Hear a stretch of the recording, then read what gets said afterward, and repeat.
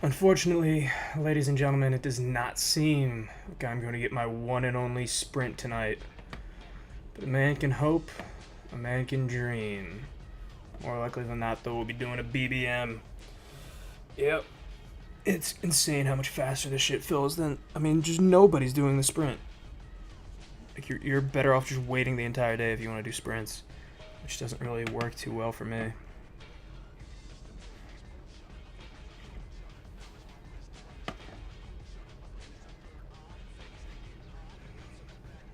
I mean, honestly, I don't have a BBM yet with my wonky Chase Lamar stack,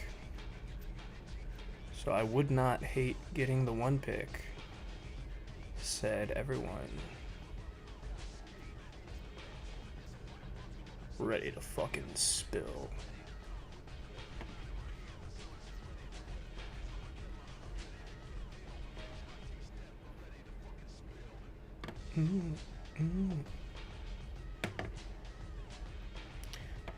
One more son of a gun. Alright, we're in. Leaving this sprint because the world doesn't believe what I do. I mean, I could do what I did a couple weeks ago. I have a Saquon stack. He plays Buffalo 17, and then you can get in on Philly, Washington 16, and then you take Pickens for Washington, Dallas 17 again. And it feels real good. I didn't even do what I wanted to do. Joshy Boy is 32, and yeah, they'll both be reaches, but like, newsflash, a reach is what's gonna get you a wonky lineup. I mean, yeah, they're both fucking 32. So I expect people are gonna hate this when I do it. Speaking of, like, the people watching this, they'll be like, what the fuck is this guy doing? But guess what? I'm gonna be the SOB with a beautiful, unique stack that'll just fucking knock your socks off. Is Pickens there at 45 still? Oy. Oh, yeah. Alright. Just give me Saquon and we'll get there. Alright, guess we're fucking, we're ready to fucking spill again. CD. Fuck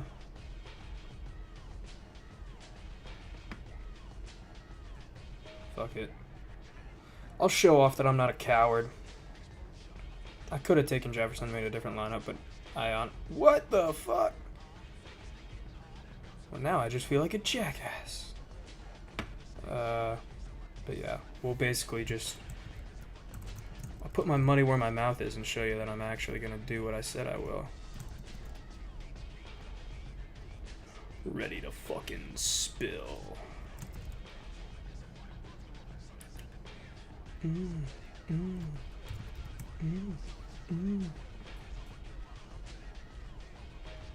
Why'd I put in Baltimore?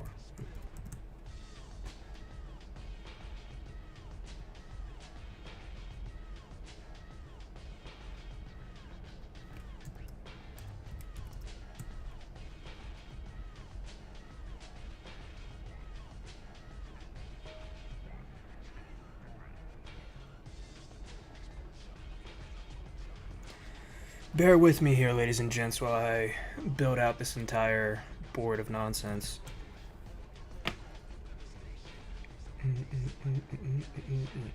This is the thing I was saying yesterday that I liked about DraftKings interface is that I could just put in all the teams that I like essentially want to queue up and then just queue them up.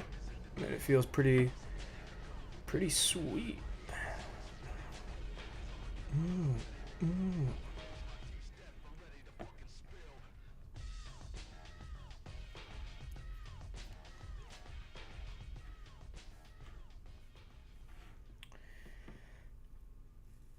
Yeah, I mean, this is where I just show how fucking steely my balls are. They'll be a lot less steely if AJ Brown's there. I'm not gonna lie about that. That's just hand up. All right. Get ready for the one and only. I don't want to listen to this song right now. Get me, where is that fucking thing?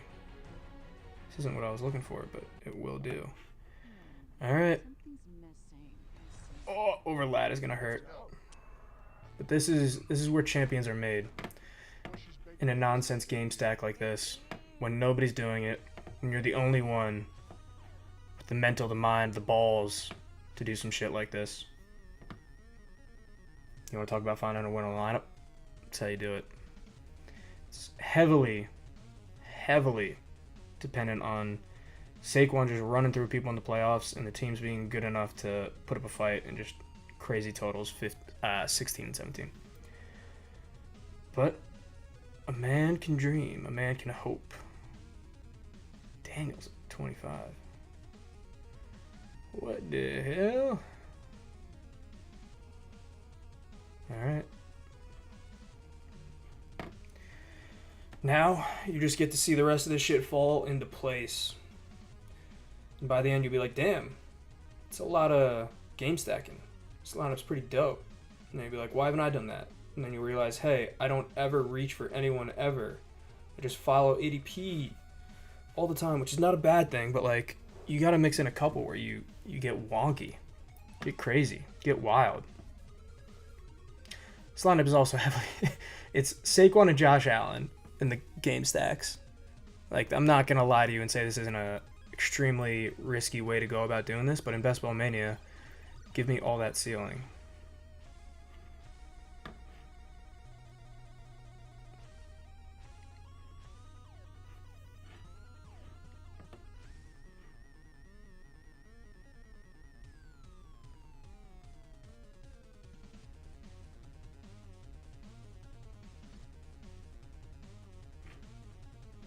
Where's my fucking shuffle button?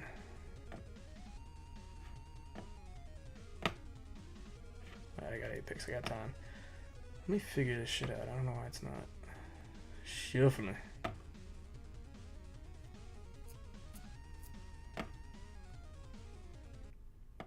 There we go.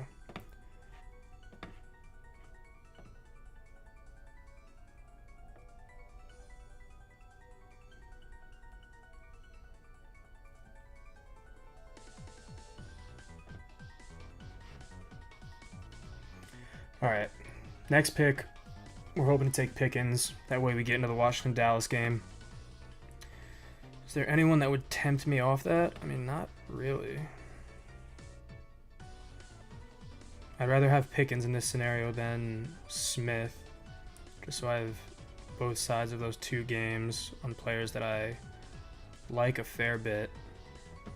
But Smith would have to be the backup if Pickens somehow isn't there.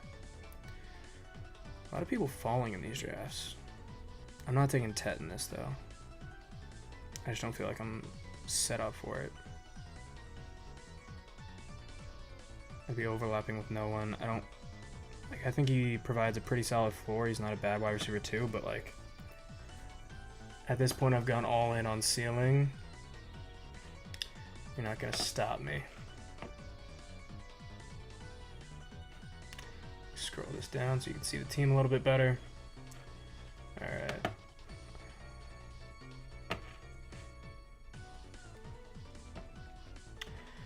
Alright. We got game stacks on Philly, Buffalo, week 17. Dallas, Washington, week 17. Philly, Washington, week 16. And that's pretty much the heart of it. And now I can just kind of somewhat freely build out the rest of the team, keeping the rest of these players in mind. I mean, I just had, yeah. Don't overthink it.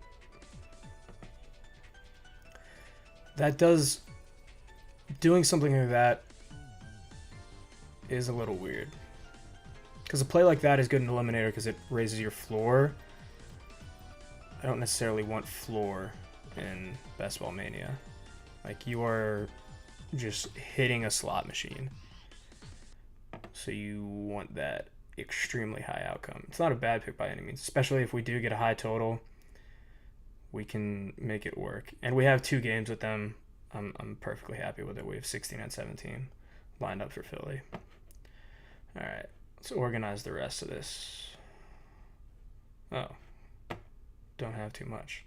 I'm used to having fucking way too many people in my queue because it helps me keep track of the teams that I want to target. All right, let's check these next picks.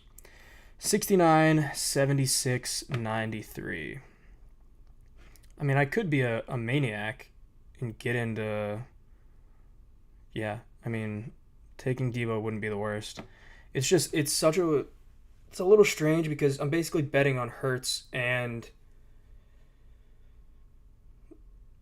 Jaden to light it up by taking both of their wide receivers. At the same time, though, like, it's having Allen, it's just betting on a high total, which isn't the worst bet to ever make. The only guarantee is that we are definitely taking Shakir at 76. 63 is a little bit more open. I'm not going to hard force Debo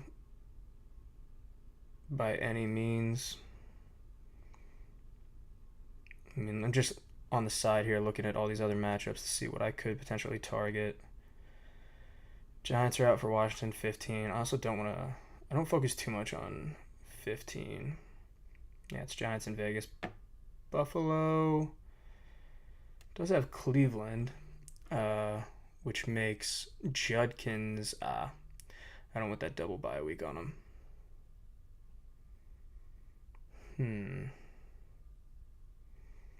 I mean, this would give me a fair bit of leeway.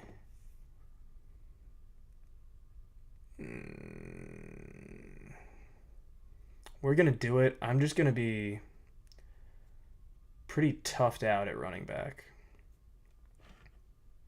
But I'll feel pretty damn good about my receivers. I mean, there was that one video of Debo looking fat. I'm not going to buy too much into it. Hopefully Debo's still Debo. All right.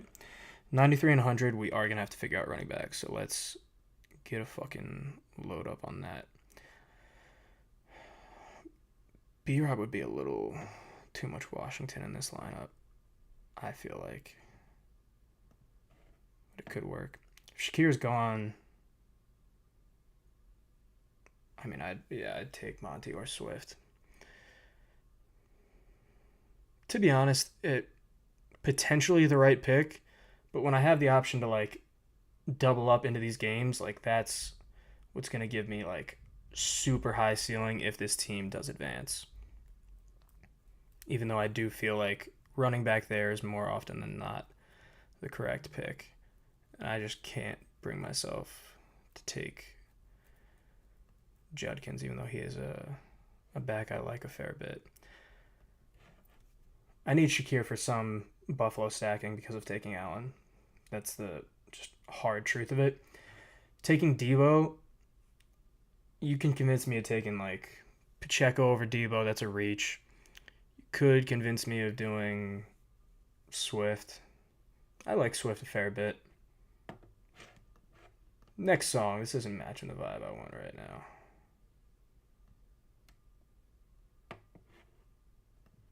Go a little bit more fucking tense.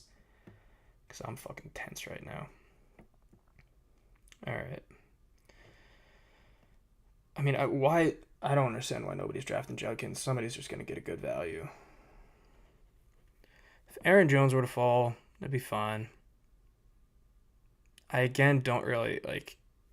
Do I really want a Washington triple? Like, I don't really know about that. I can't get the Dallas running backs. Forgot to queue them up. It's not the worst. And I do like Ferguson a fair bit. It is a little too rich for me to take Prescott after drafting Allen like pretty fairly above ADP. So I don't think I'm going to do that, but I will keep an eye on him if we see any semblance of a fall. I might do it. just because it gives you some even more unique factor into the lineup. I mean, we have Dallas playing who? Chargers and Minnesota. So, yeah, I mean, especially if I get Ferguson later, Jordan Mason wouldn't be horrible. We have no Detroit for the 17 game, but he's the guy that could just be like a TD thief this year, which might be just exactly what we want, especially in an RB2 where we're struggling a fair bit. So yeah, let's plan on Mason.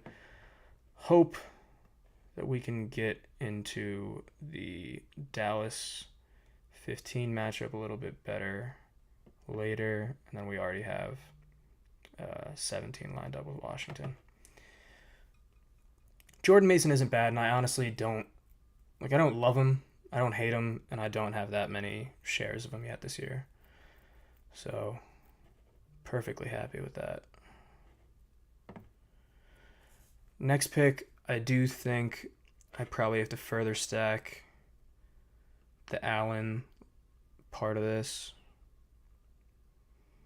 I mean, I could also queue up some of these running backs I might do. Ray Davis would be another great one. He's just a great deep guy that is more likely than not going to see a fair bit of goal line work. Buffalo does play New England 15. And I talked about Ramondre Stevenson yesterday as someone that I do like a fair bit. Don't get me wrong, half PPR, but Eckler is just a nice floor if you need it at RB2. Yeah, I mean, we're angling for Keon here, and then we just kind of fire up a bunch of running backs later. I don't feel the need to take Warren here, knowing that there are a fair bit of other running backs later with a good amount of ceiling and some game stacks that I like.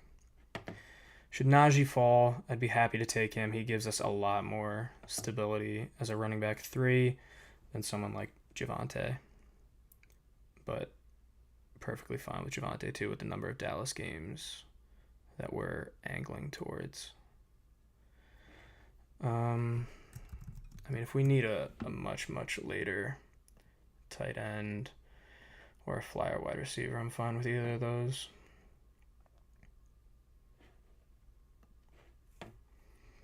But I'm not going to move them up because I do not want to auto pick them. They're kind of just considerations, not too much of anything else. All right. 11 picks. Next two turnarounds are 17 and 24. All right. So, if Najee falls 7 spots from ADP, I'm going to be happy with that. And then we'd probably just go with Javonte. It's kind of both the top two guys, Najee or Prescott on the board. There is a decent chance that Dak falls here.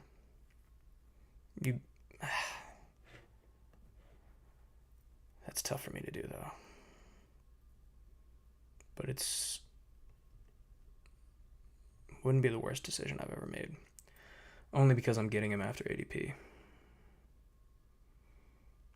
Goff wouldn't be bad. Herbert late just brings some stability to your backup. But with where I took Allen, I need Allen to be the quarterback 1. Just straight up, that's because of the draft capital I invested in him. That's what I need. So, there's not much else I can say about that. Let's look up, though. Week 7 NFL 2025. To see any good matchups we could target. I think I did this yesterday. I don't think it was week 7. Cowboys play Commanders. So hitch your horse to Dak Prescott. That's all I have to see.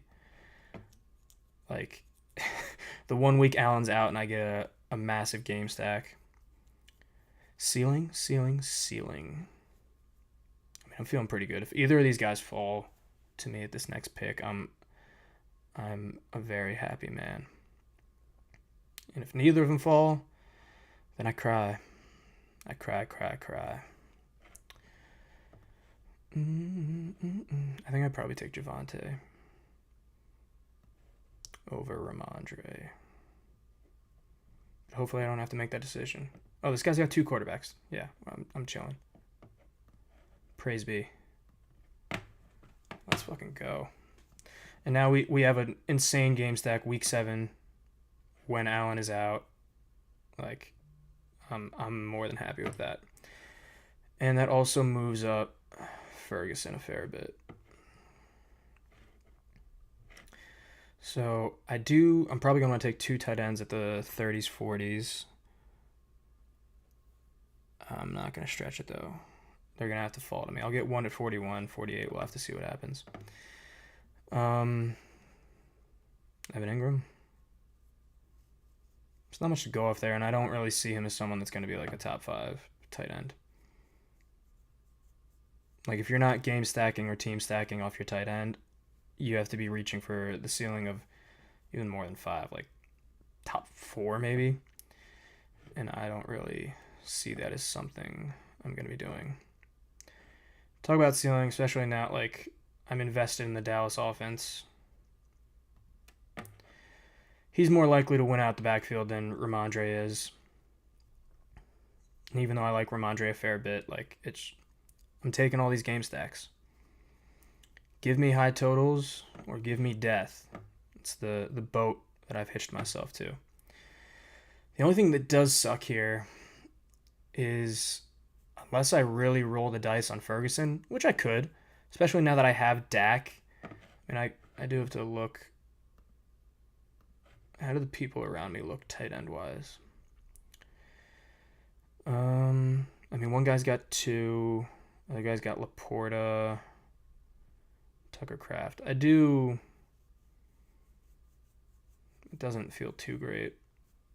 It feels good about maybe getting 1 on the wraparound, but I don't trust getting Ferguson at 148. Maybe that's cowardly. We'll see how the board shakes out once he's there. Like, if he's top of the board, I probably can't do it. If Kincaid and Goddard are still there, I'll have to do it and take Ray Davis to shore up the running back room a little bit more and guarantee that I at least get 1 with some potential for the team.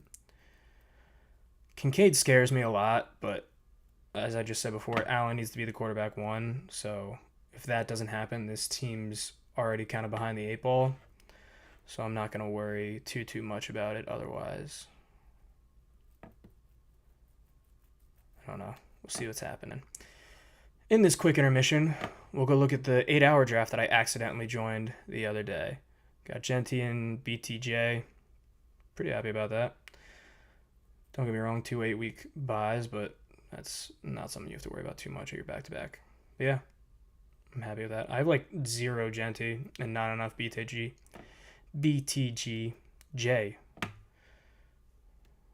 Talk to me nice. So yeah, I'm happy with that. I'm unhappy that I'm in an 8-hour, 10-hour draft, but it'll at least give us something to check back into each day.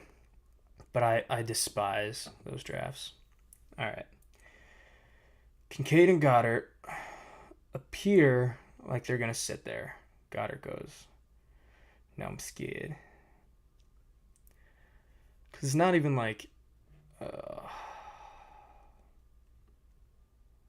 there are more running backs on the board.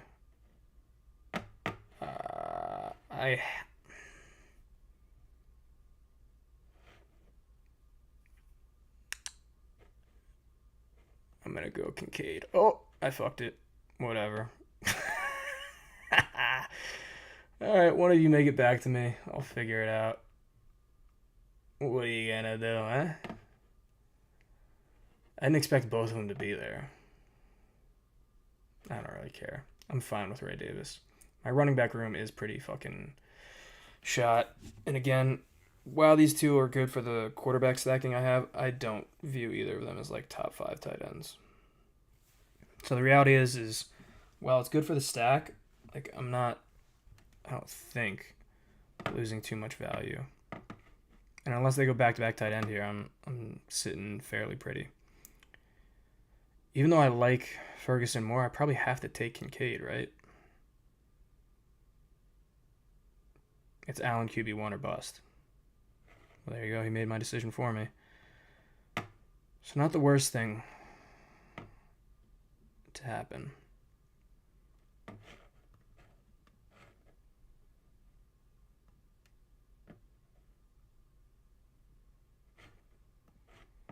All right. What are our next picks looking like? Friendly reminder, this is a BBM. That's why I'm crazy ceiling stacking with games and teams. 65, 172. We are in the area of the draft where we're kind of more open to just do what we feel is right. I do not think I'm going to take Josh Palmer. But we'll see what happens. Honestly, Brenton Strange ain't bad. No game stacks, though. I mean, talk about if you want a tight end with a high ceiling. ATL, though, we don't really have any. Again, no game stacks. So you are fully banking on Pitts doing Pitts things. Hunter Henry wouldn't be bad. He does play Buffalo 16. Is that right? Yeah. No, I lied. He plays in 15. He plays Baltimore 16. Hunter Henry ain't bad. He's also someone I expect to get a fair bit of consistent target share. But at the end of the day, he is mainly a TD dependent option. It's just he's the only like somewhat piece of consistency in their offense. And coming off a year where we only had 2 tight ends. So you could potentially see some positive regression, especially if the offense does improve. But yeah, I'm fairly happy with... I mean, this is just my MO, personally. I'm always a late tight end guy. Like, make it up through the mean, baby. I am not taking Jonnu, I don't think. If I had somehow ended up with... I mean, I guess if I had taken Monty earlier, maybe. No Miami, though, to go with it. I think we do have to go Hunter Henry here. And then if Strange is there, I will just call it with him. Where's the matchups? Yeah, Baltimore and then the Jets. Not too bad. And I'm fully Buffalo stacked, so maybe that'll give us some survivability 15 in a game that we don't otherwise have any exposure to the other side. And even if Buffalo blows him out, like, Henry can still be a guy that steals a garbage time TD that maybe keeps us alive and well. Yeah, we'll close out. I mean, the argument between 2 tight end and 3 tight end in this rattles around in my brain a lot. Because it's Dalton Kincaid and Hunter Henry, I kind of feel like I have to take another one. So we probably go Gesicki. Braylon Allen wouldn't be bad. Honestly, let's do that. I can find someone later. Get a little bit of premium handcuff on this roster that we don't currently have. And if by chance that premium handcuff comes in 17, even better when he plays against Henry. Otherwise, though, I mean, if you're going to keep letting Jonnu fall, I'll do it just because I can. We're not taking another quarterback. We do need, like, probably one more wide receiver. How's the running back room looking? RB2 is shaky, to be sure. So, yeah. RB wide receiver tight end. Call it a day. The question is who and when. If either of them fall, it'll be one of them.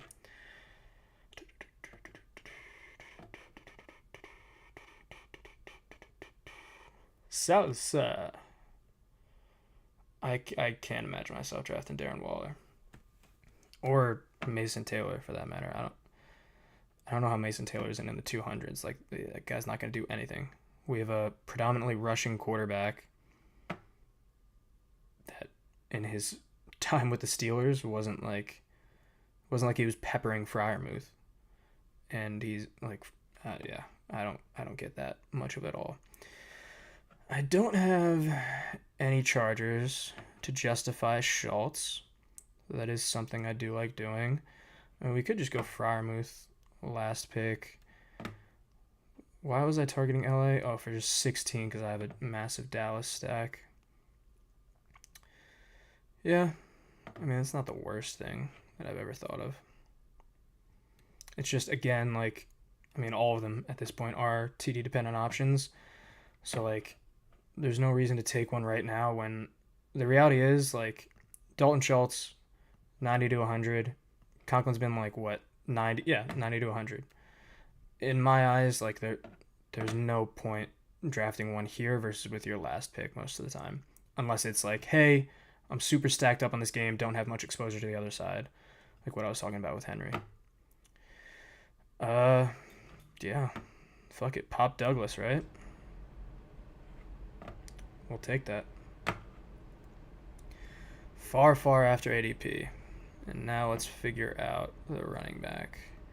I am a Justice Hill stan. I have to admit that. I'm a Justice Hill fucking stan, dude. He seems like just such an easy pick most of the time. And to be fair, in half PPR, it's not as exciting. But hey. Yeah, I don't see any...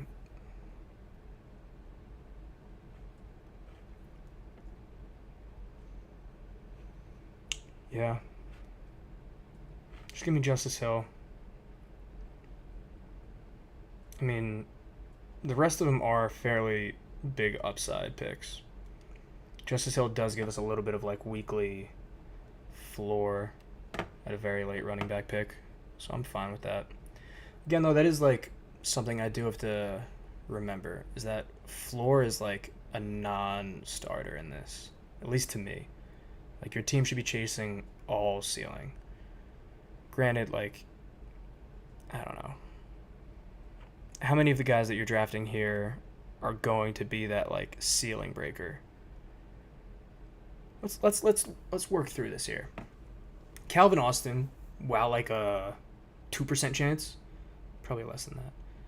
Could be if Rodgers somehow turns back the clock and they have a super impressive deep threat offense because of how well they run the ball, hopefully. But I'm a Steeler fan.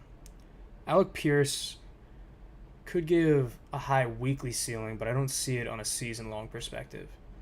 Because even though DJ does bring maybe a better throwing arm than AR, season-long I don't think it's sustainable. Tutu Atwell, maybe. We would need an injury to Devontae or Puka, and he would have to like firmly take over a wide receiver 2 role and have to like play like Demarcus Robinson. But he's one that like could be a jump above. Tyler Lockett, I don't see it. Juwan Johnson, any of the tight ends at this point, like they're not going to be top 5 guys. They're all TD dependent options to me. Coker could be if we really just have an improper view of the depth chart in Carolina right now. Like if he is able to maintain his role and stays a wide receiver 2 with Tet taking a lot more attention, he could eke out into like a low end, probably high end 4 on the season, which with your last pick is not anything bad. It's not the super ceiling we want, but like he is one that like could do something. It's mainly just targeting those depth charts that you aren't going to be like we don't have an idea of. So like Troy Franklin, not bad, but like Denver doesn't strike me as a team that's going to be throwing the ball a ton.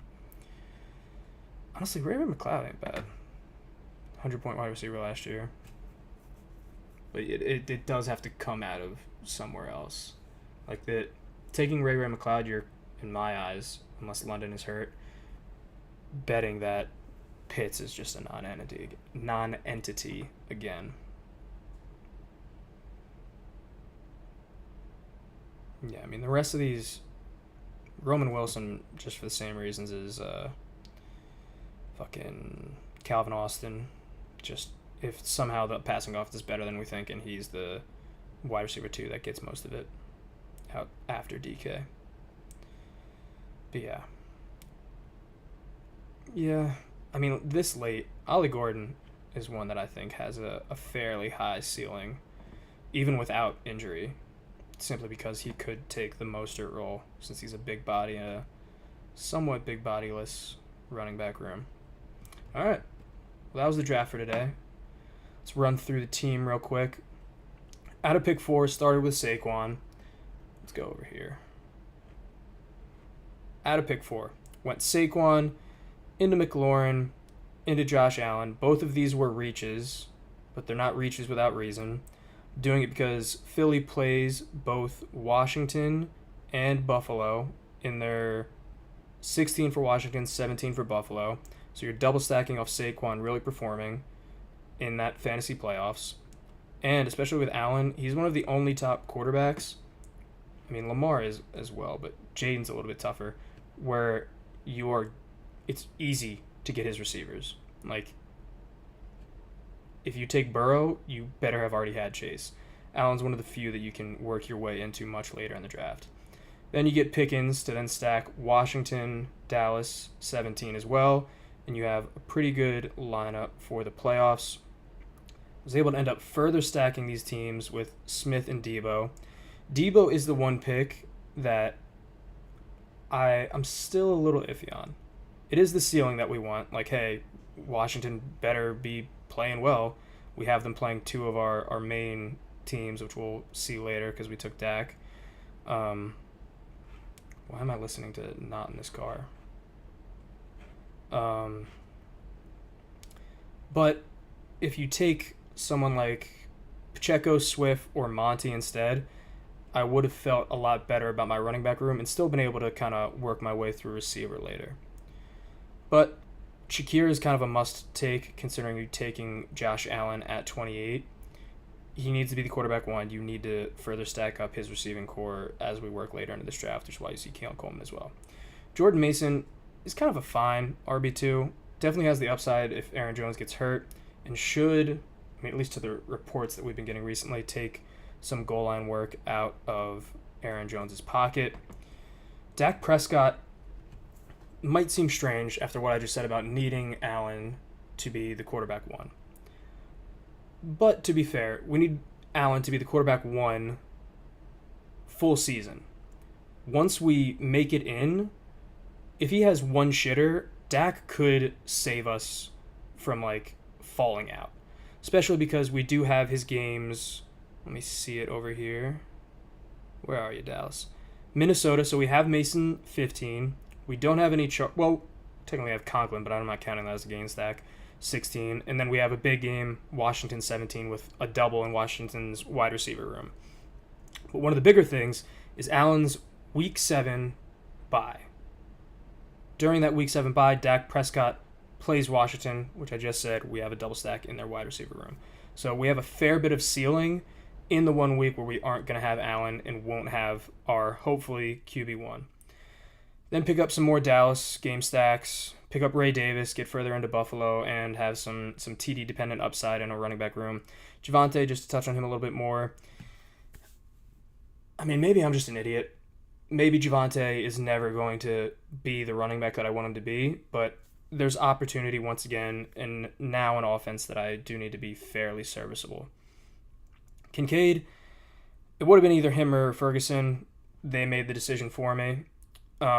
Certainly also could have just went Ferguson first and then Kincaid. No guarantee that Kincaid gets there. This was one of the big questions during the draft, and admittedly, I just didn't act fast enough, and Ray Davis was at the top of my board, but it was a pick that I was fine with. Hunter Henry works into some of Buffalo's game stacks, 15 for Buffalo, and honestly just a decent tight end amongst these all fairly TD-dependent tight ends this late.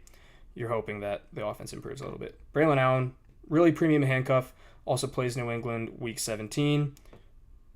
By chance, if he happens to be getting run in that game, it'll be pretty huge for us.